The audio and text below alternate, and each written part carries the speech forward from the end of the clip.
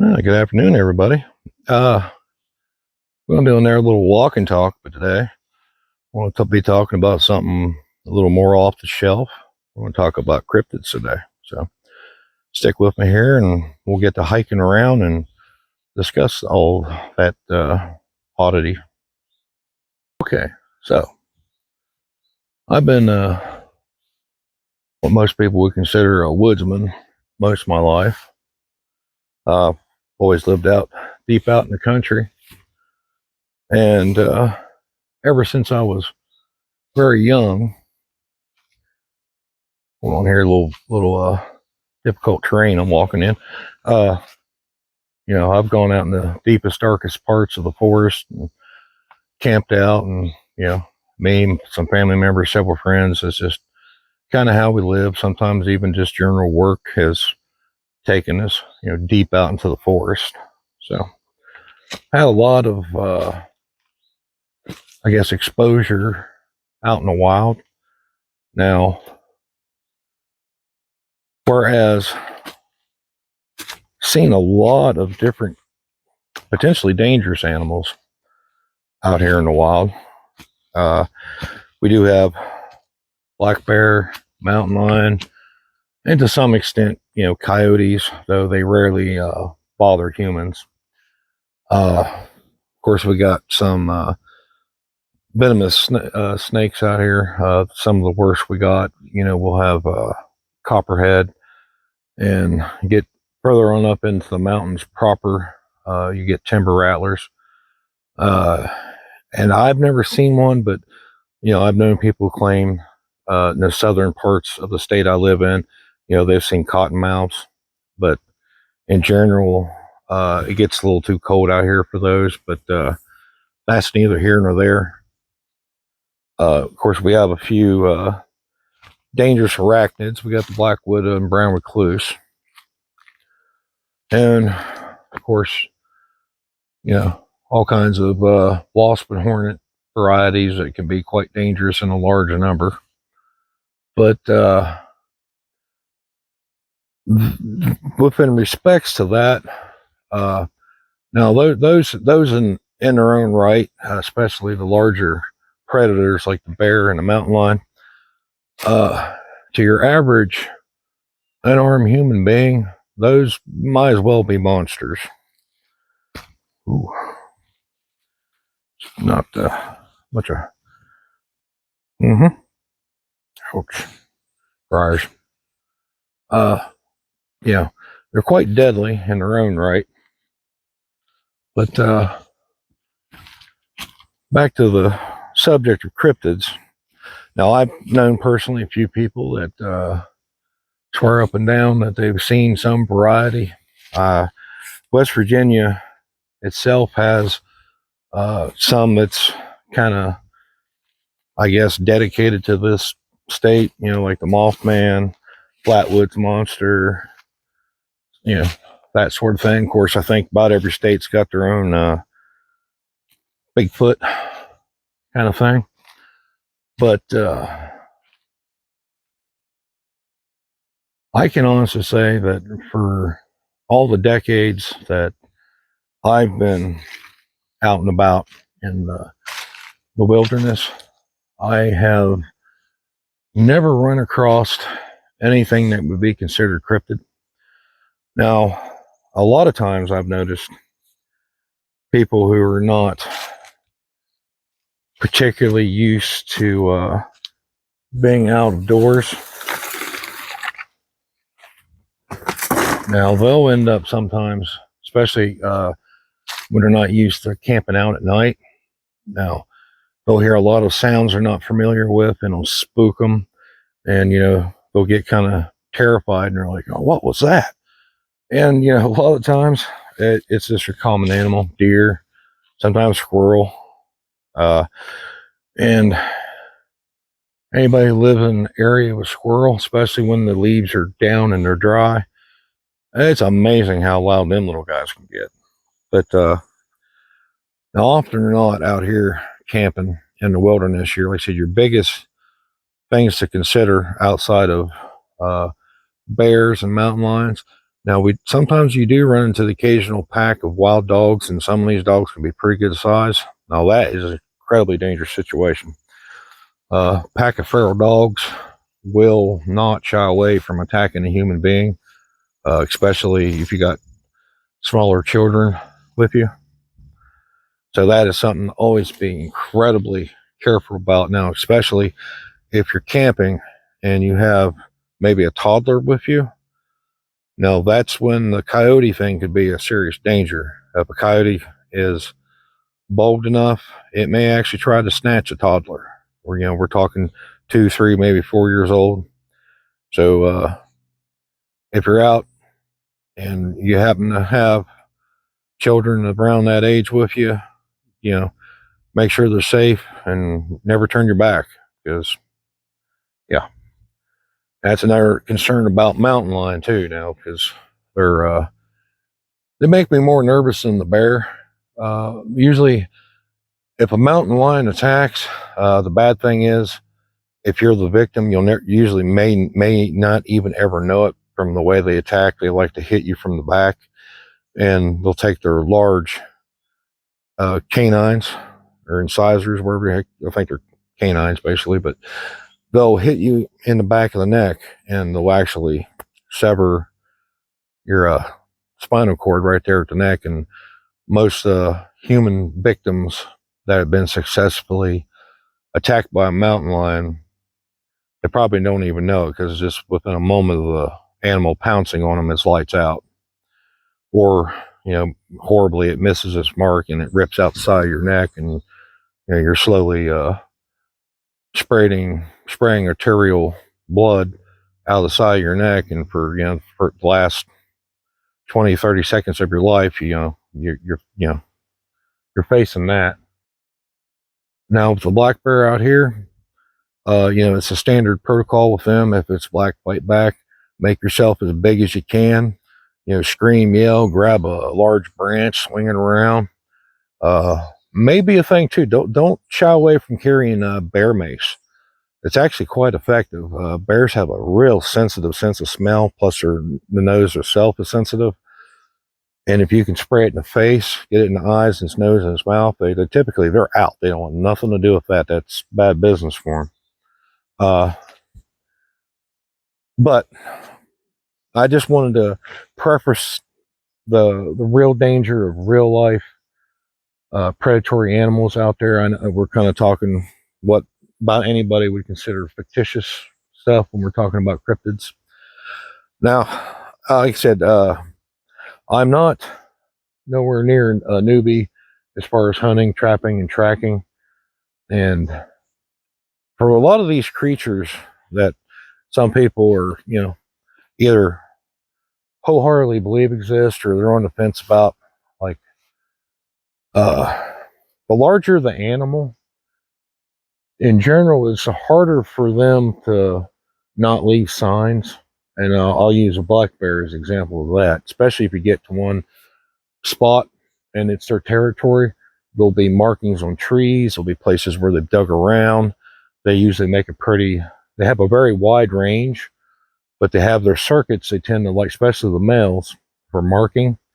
And outside of their droppings and urination, a lot of animals will actually rub a certain part of their body that has something akin to a scent gland in it around the area. Now, bears really like to claw in the trees, and it leaves their scent deeply into the wood and bark of the tree. And I guess as far as an apex kind of predator out here, I'd say, your black bear's probably about it here in West Virginia. There's been some abnormally large bears in West Virginia on the black bear. Now, your average, you're looking 300-400 pounds for a big adult. Especially if you get a big hefty male, could get up to 500 pounds sometimes. And the record, I think, is maybe somewhere around 800. But that's a very exceptional animal. Most of the time you're looking at somewhere around 300-400 pounds for a good sized male. But don't get that twisted. That 300-400 pound male black bear far as strong as your average human being, you're probably looking at 6 to 8 human males to even be the equivalent of a 400-pound male black bear. And if he's in the rut, yeah, good luck. Because they will fight God itself when it's in the season of a rut. All right, now then, let's talk about cryptids, right? So, if they exist, and like I said, I know of a lot of people that really they believe that that's a thing. I have failed to see them myself, nor any signs of them. One of the most interesting ones, and they make for great horror stories and all that, but like the Dog Man, which is basically a Timu version of a werewolf. It's not a transformed human. The lore with it. It's kind of a hybrid of man and a wolf, but not werewolf. But anyway, that's a big one. It's been floating around for quite a while. Now, if that thing existed, there wouldn't be nothing safe. Plus, the signs that a creature like that would leave behind, they'd be everywhere. There is a simple fact that an animal, whether you consider it supernatural or just paranormal, or as with cryptids, they're more of an aberration. That creature would have to subsist on a diet of nothing but raw meat and a lot of it. And if that, or as suspected with like the lore of the Dog Man, they tend to live in a pack, right? Whether it be a small one or a large one. So its hunting grounds would have to be massive. We're talking 500 to 1,000-mile radius of the den, and the amount of raw meat that those creatures would have to subsume to keep their body functioning properly, it'd be ungodly. There wouldn't be a cow, goat, sheep, anything standing in any area that they'd range in if they were real.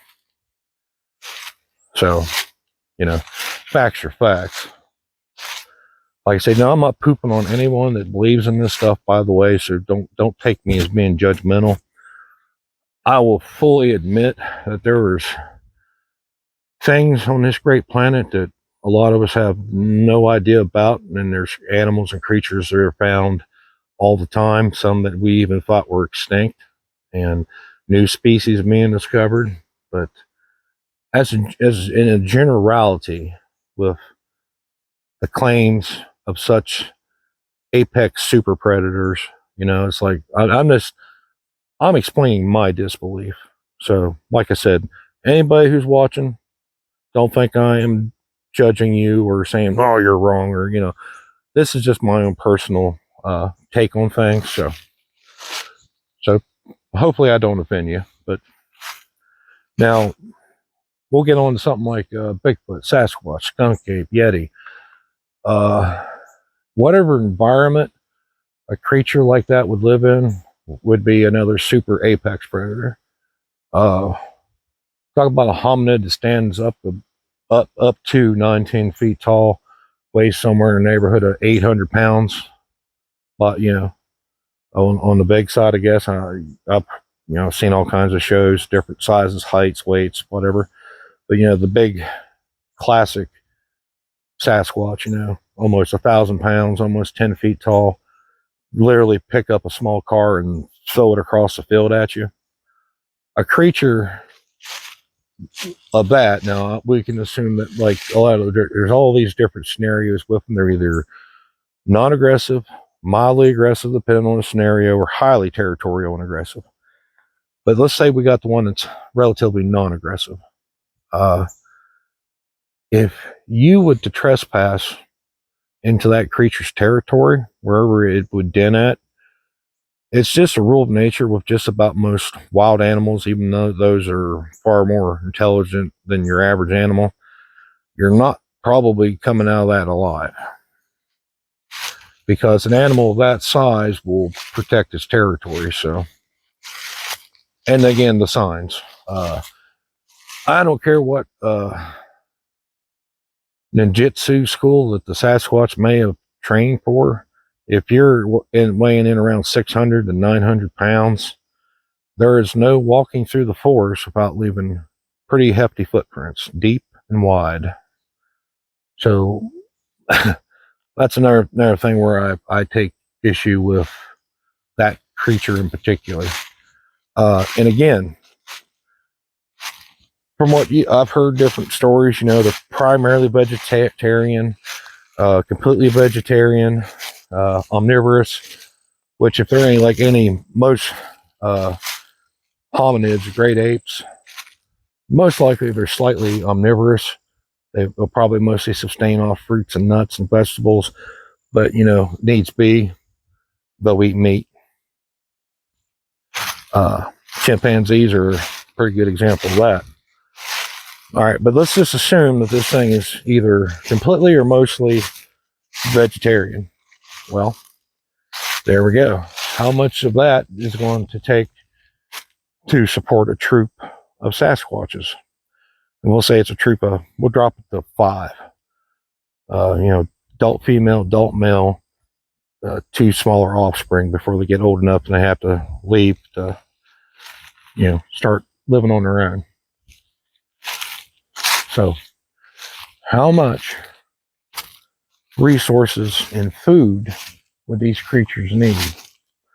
Well, I want to tell you right now, when you're 800 pounds and active, let's say you're 650 pounds and active, the amount of food required to keep that giant engine going is quite substantial. So, these things would be raiding your gardens, your orchards, nonstop. So, you would be able to spot them quite readily, because they would, to sustain themselves, they would probably have to be forced to obtain plant, unless they can actually get nutrition from grass, like simple grasses and weeds. I think they'd be hard pressed. Now, and I say this statement a little more boldly because, with all of the sightings across the entire United States are like, oh, I seen it. Jim Bob saw it. Got a blurry photo. Well, apparently there's quite a bit of them out there. If even 10% of those are valid, well, that's quite a bit of them. And keep it in mind, there was actually a time, and this could be given to the argument for those who do believe. There was a time when we didn't believe that the silverback gorilla was real until it was discovered, found, and proven. Now, to me, that creature is Bigfoot enough to be Bigfoot, in my opinion. A great big 500, 550 pound silverback gorilla male. I'm telling you now, that's a monstrous creature right there, especially the raw physical strength that they have. However, where they were found, they were stuck in locations that were suitable for them to live, where they had the food and stuff. You know what I mean? It wasn't that real hard to find them once. I mean, the people in Africa, for God knows how long, knew they were a thing. It wasn't even a question. But, they knew where they lived, what they ate. So there's, like right now, if I wanted to, probably give me 2 days at most, and I could track down a bear den out here, if maybe in just a day. Just walk around the right places, and of course that'd be kind of stupid. I'm not going to do that. But point of fact being, your large apex type creatures aren't really that hard to find. Now, that's more on the lines of your more just supernatural kind. Now there's some that are a little bit more on the mysterious side, like the Mothman, which by all rights would be more like a extra dimensional creature or something of the variety, more of a supernatural creature. Of course, I'm very well aware of that story with the collapsing bridge and everything. Though, like I said, now the world, it holds a lot of mysteries, and it really depends, I guess, on your persuasion, especially what your religions are, stuff like that. And some things, a lot of things could be explained in a whole different fashion, but I tend not to get into such topics on this channel because they tend to make a lot of pointless debate and arguments, and then there's no progress made. So, excuse me. I tend not to do certain things like that, because it's not going to really add anything positive to the channel. I try to avoid it. But like I said, I got my own thoughts, opinions, and beliefs on stuff. But the trail's starting to thin down a little bit. But anyway, back to it now.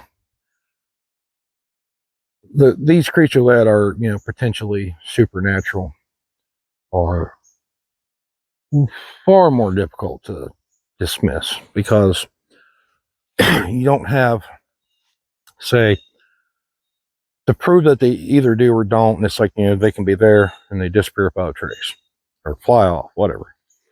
And that's kind of like, kind of getting into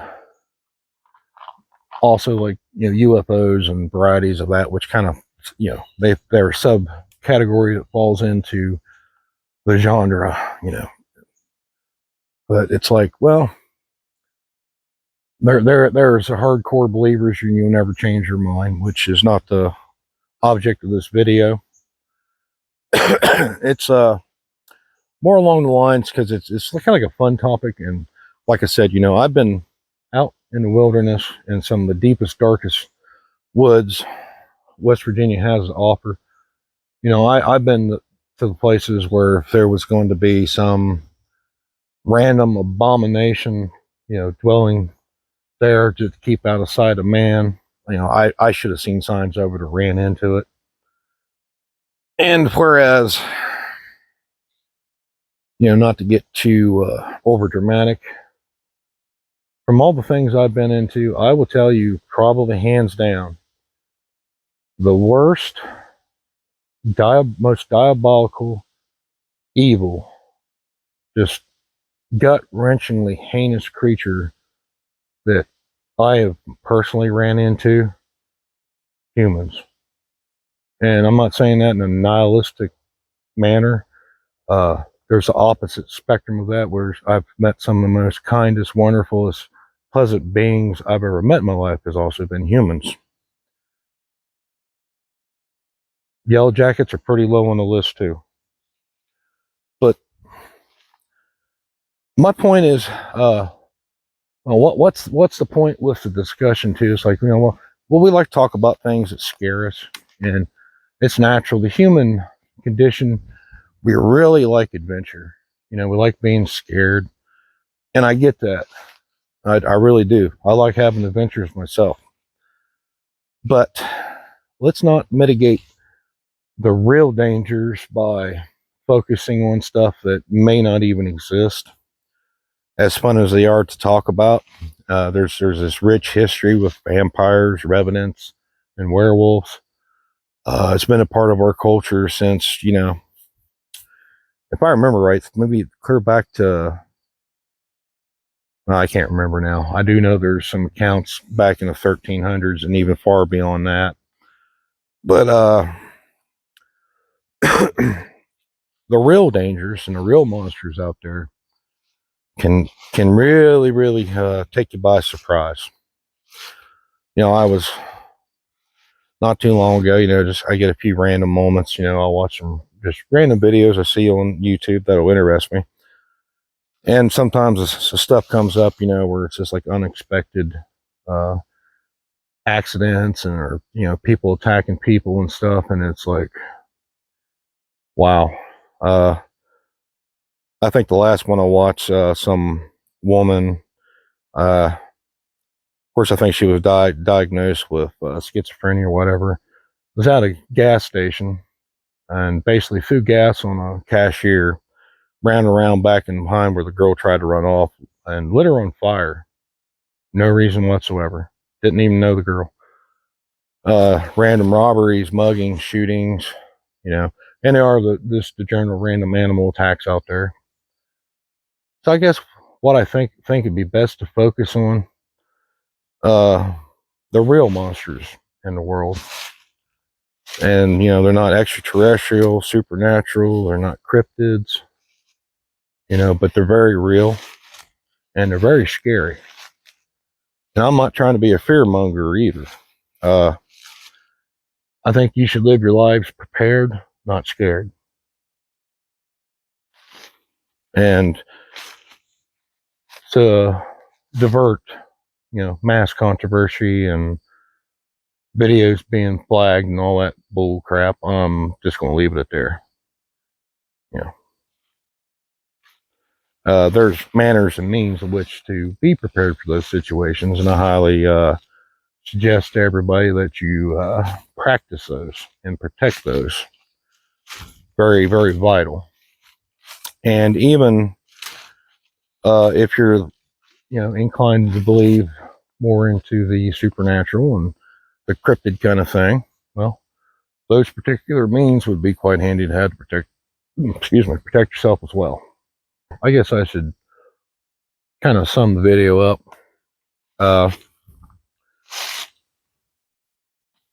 Like I said again, anybody watching, I'm not knocking anything you believe. You believe what you want, and you have that right.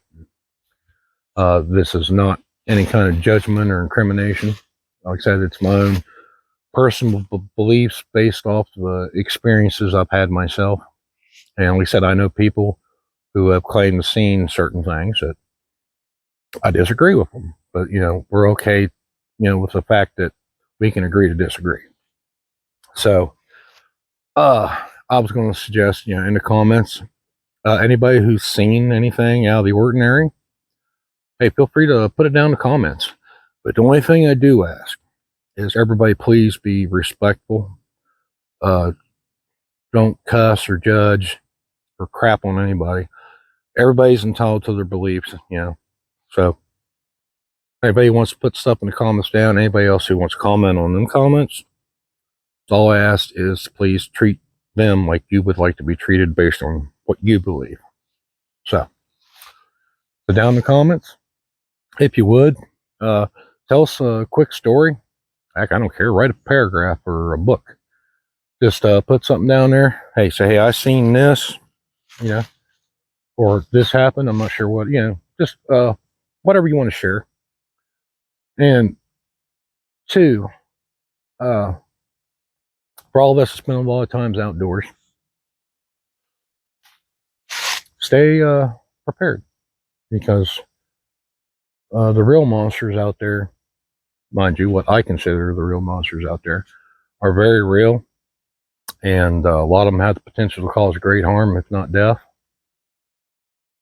And it would, I mean, I just absolutely dread to hear, someone or a family's been out camping or fishing, and they've been attacked or something even worse, outside of getting severely hurt, happen. So please do your due diligence to be safe out there and enjoy life, enjoy the outdoors. With that, thank you all for watching. Well, I know it's another long talking one, but all those who watched and stick with it, I really appreciate you. And I'll see you in another one soon.